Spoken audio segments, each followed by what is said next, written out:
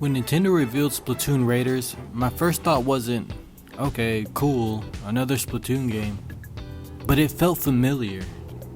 Wait, is this just Salmon Run beefed up?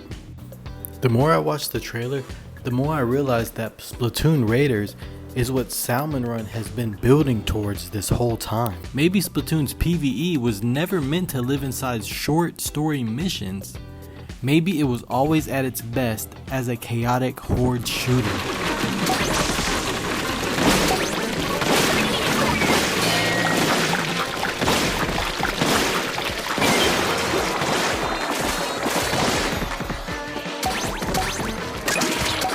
Most people were surprised by Raiders, and they felt that it came out of nowhere. No classic PvP, and no story mode that they were expecting it to be similar to the last. But I don't think so. Nintendo has been experimenting with this idea for years now. You might not have just realized it. Splatoon's story mode has never been the strong point for any of the games. It's not that they're bad, but they're just never great. It's never something I'm excited to play. It's never gonna fall into the rings of a Mario Odyssey or a Legends of Zelda. The story mode's just not great. We're there for the PvP. I didn't love the platforming, and I didn't love moving around doing platforms as a squid. Shooting targets and balloons was cool, but it's nothing thrilling. It just feels a bit too slow. The best part of these story modes were the boss fights. This was definitely the strong point for the story modes for sure. But if the bosses are the best part, why not make a mode dedicated to bosses? Oh yeah, wait, there is one. It's called Salmon Run.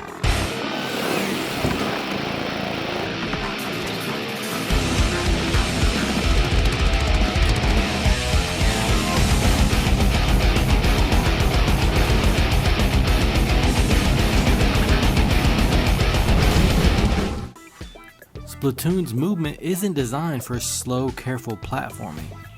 It's designed for chaos. They're built for dozens of characters, wave battles, boss battles, multiple boss battles, fast movement, not slow platforming. Salmon Run accidentally became Splatoon's best PvE mode.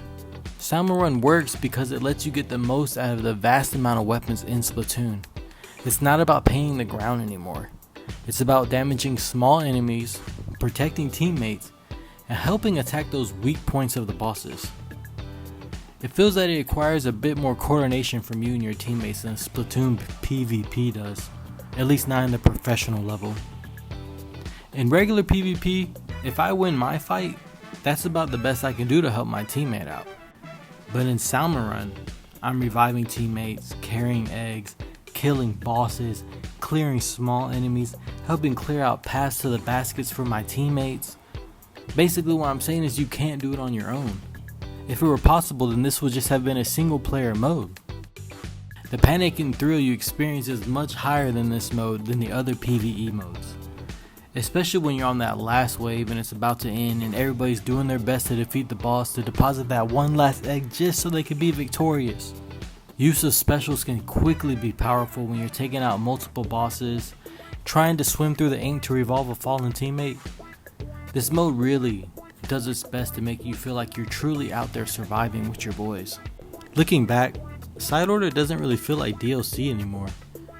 It feels like Nintendo testing ideas. Nintendo started shifting their ideas on what a single player mode could be for the Splatoon franchise. This mode introduced permanent upgrades and different builds that you could use for your Inkling. It experimented with roguelike ideas and random runs. This DLC had a lot of replayability to it. Similar to how Salmon Run is slightly different each time you play it. Maybe you'll encounter different bosses, maybe the level will be flooded, maybe it'll just be a completely different positioning of the basket. This DLC, it felt like they were testing something bigger. Not quite Splatoon Raiders per se, but they were testing to see if Splatoon's combat could carry an entire PvE experience. A lot of fans enjoy this DLC more than the Splatoon campaign itself. Raiders feels like a combination of all three game modes, pulling its best features from each one of these past game modes. The campaign mode gives us unique characters and fun and interesting bosses to come up against. Salmon Run gives us the chaos, The wave battles, the endless enemies, the intensity that we need. And the side order gives us the permanent upgrades and the good character builds.